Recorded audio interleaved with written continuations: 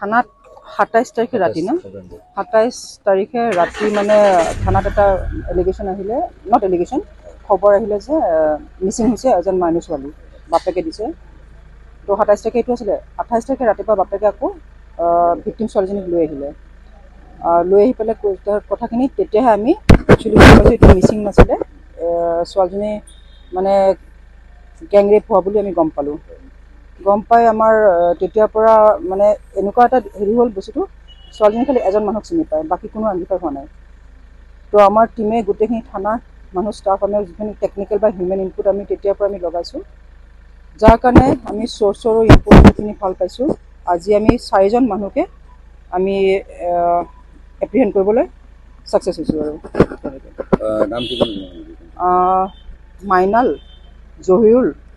আফিজুল আৰু সফিকুল দেখা গৈছে 5টা দিন আগৰ কাহিনী আপোনালোকে মানে ক'ৰ পৰা তেওঁলোকক মানে পৰীক্ষা কৰিবলৈ আমাৰ জেগাই জেগাই ৰেড কৰা গৈছিলে কিন্তু আজি আমি যিখিনি সিহঁতৰ অন দ্য ৱে আছিলে উঠিব খুজিছিল পলাব খুজিছিল তেনেকুৱা সময়ত আমাৰ আৰক্ষী কৰা গ'ল নাই নাই একদম এইখিনি আৰু এক্সট্ৰা মানে আৰু বেলেগ মানুহ থাকিব নাই আৰু আমি এইখিনি গম পাইছোঁ আৰু ধুনীয়াকৈ